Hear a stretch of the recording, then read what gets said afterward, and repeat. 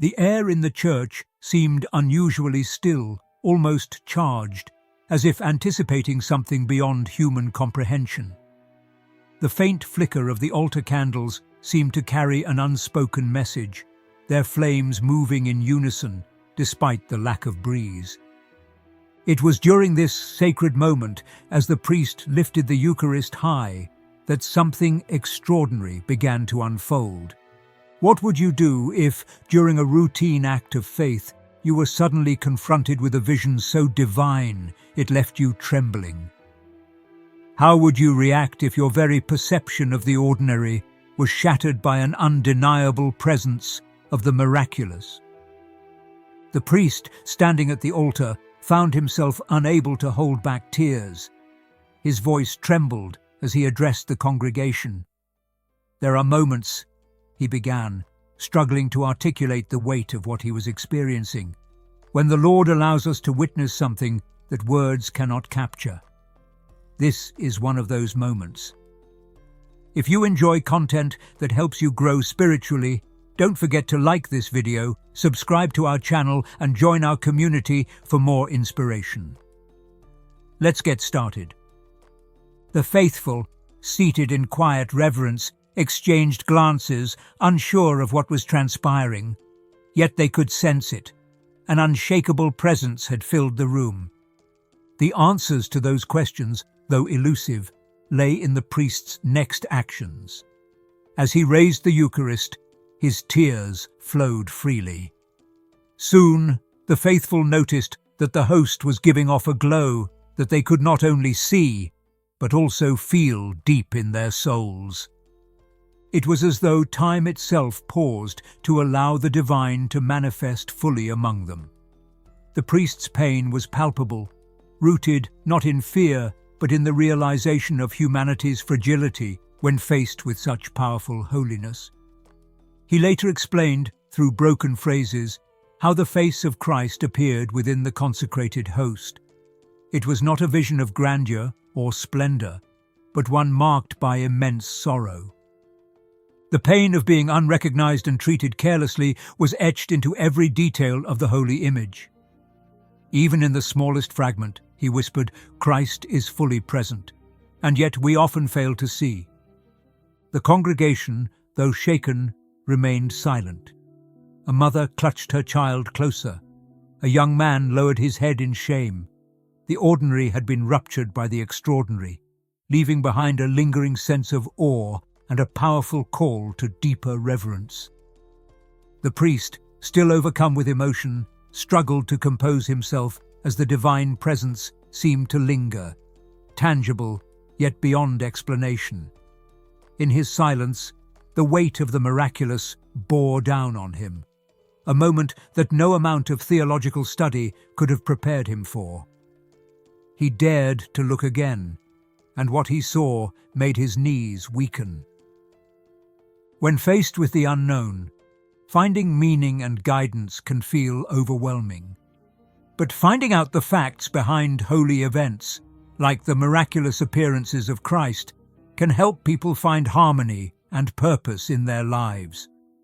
This is exactly what The Secret of Jesus' Apparitions offers, a path to clarity and peace through his revelations. This ebook goes into his prophecies and offers insight into what lies ahead. It's available for free in the pinned comment. Grab it now before the edition's gone. The face of Christ, etched with both love and sorrow, remained visible in the Eucharist. It was not just an image, but a presence that carried with it an unyielding message.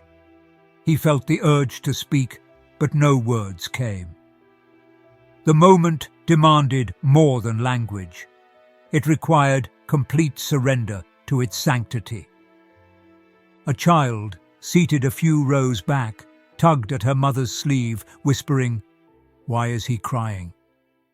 The mother, visibly moved herself, could only respond by holding her child closer. For some, the priest's behavior was enough to make them feel very strongly about something. It was as if the vision he bore was speaking directly to each heart present, exposing their doubts, fears, and lack of reverence for the sacred. Suddenly the priest raised his voice, though it trembled with the weight of what he carried. "He is here," he declared, his eyes fixed on the Eucharist. "Behold, this is my body, which is given for you." Luke 22:19. Even though everyone there knew the words, they had a greater meaning. They were not merely repeated from Scripture, they were alive, piercing through layers of indifference and disbelief. In that instant, something extraordinary unfolded. A scent, faint at first but unmistakable, began to fill the air.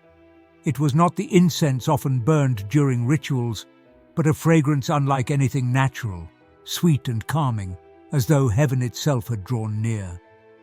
The faithful exchanged glances, some in awe, others unsure whether they too were experiencing the miracle.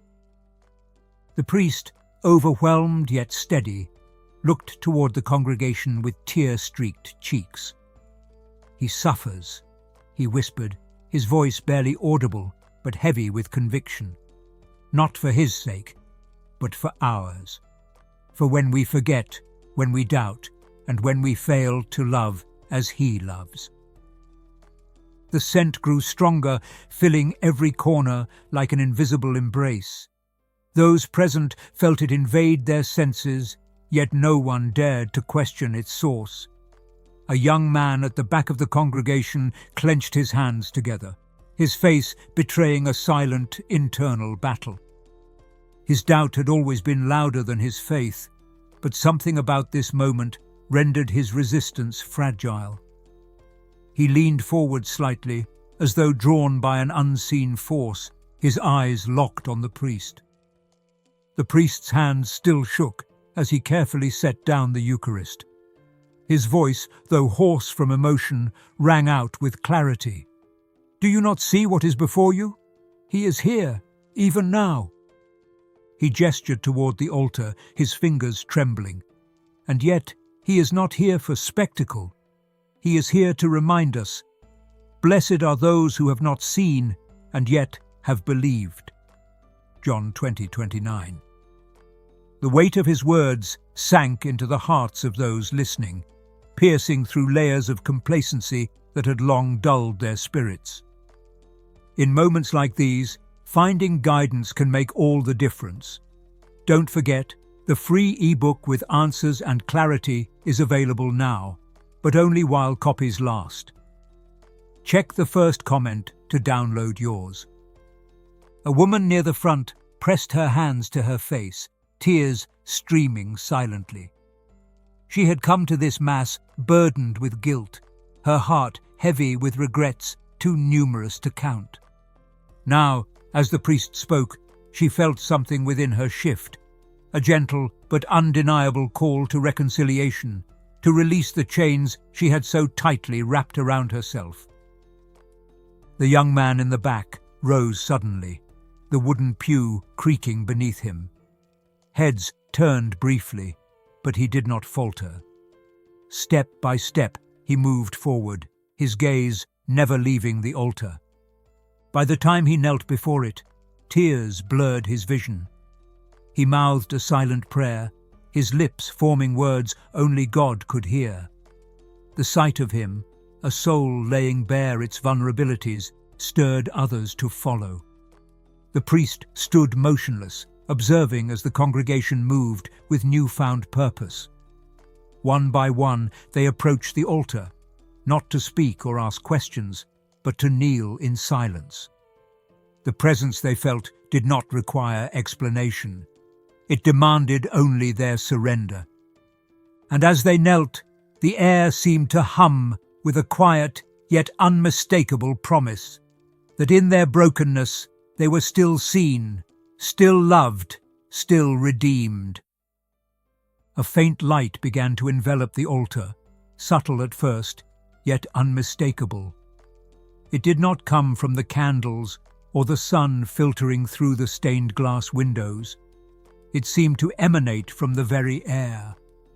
Those kneeling before it felt its warmth, not on their skin, but in their hearts, as if the light carried a message only the soul could comprehend. A boy, no older than 10, whispered to his father, "Do you see it too?" His father, stunned into silence, simply nodded, tears pooling in his eyes. The priest remained still, his gaze fixed on the altar, his breath steadying as he spoke once more. "He is showing us his mercy, even in our unworthiness," he said, his voice soft yet commanding.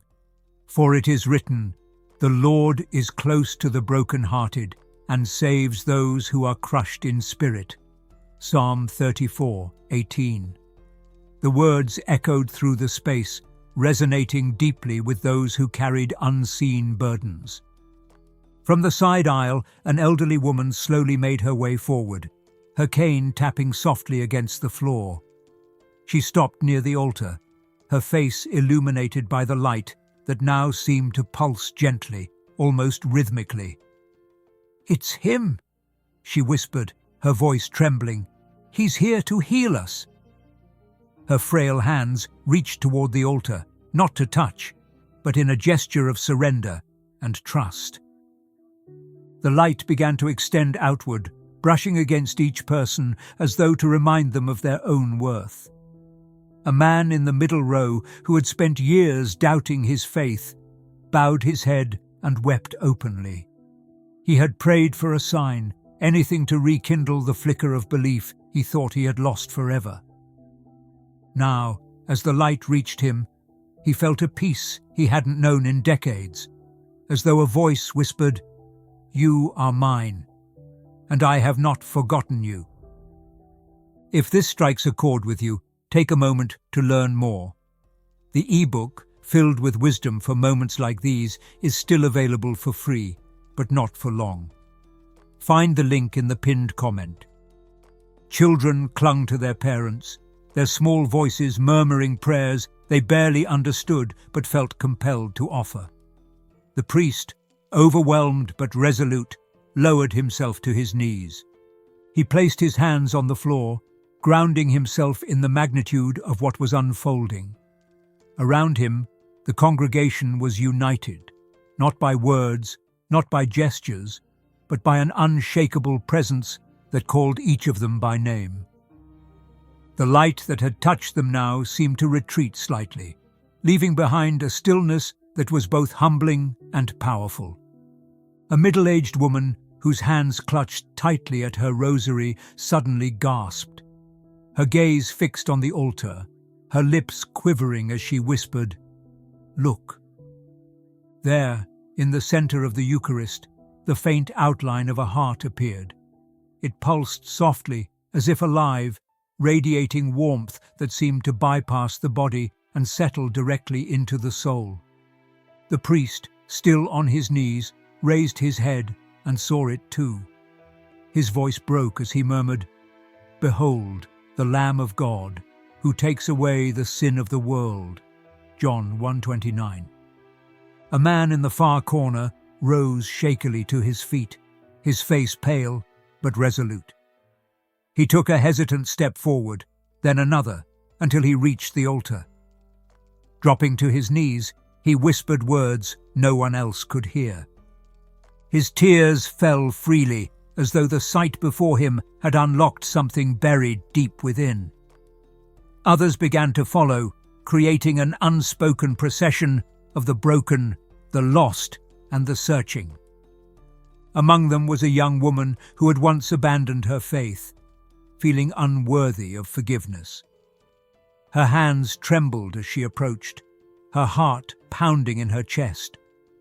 As she knelt, the light seemed to reach out, wrapping around her like a mantle. She closed her eyes, overwhelmed by a sense of belonging she had thought she would never feel again.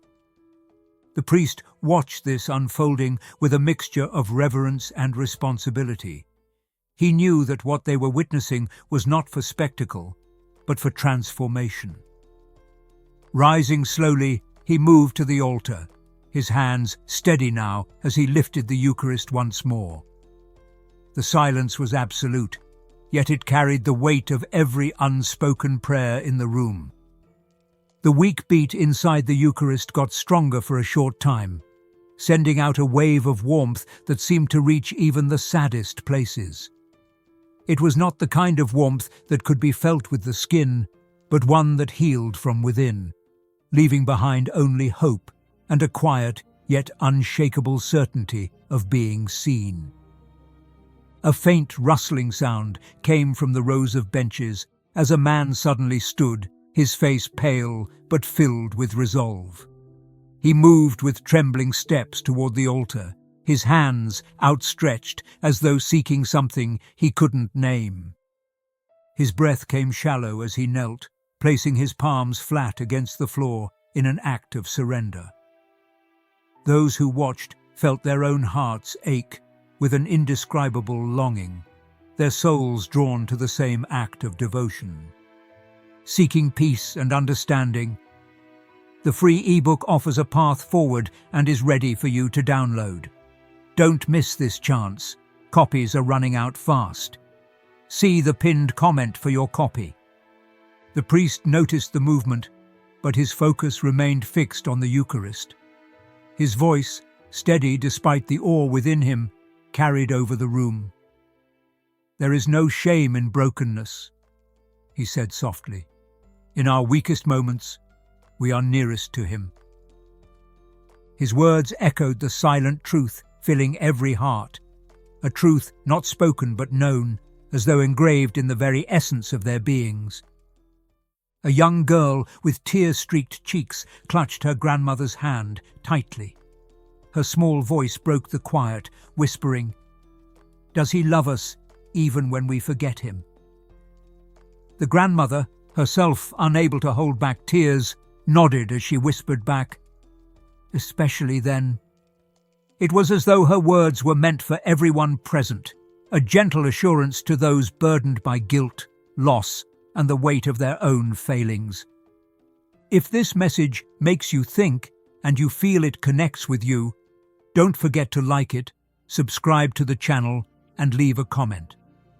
Also, if you really want to support our work and help us keep creating valuable content, consider giving us a super thanks. Join this amazing community and don't miss any news. The light surrounding the altar softened, its brilliance fading into a faint glow, yet the sense of divine presence remained unbroken. A man who had spent years estranged from his faith pressed his hand against his chest as if trying to steady the emotions within him.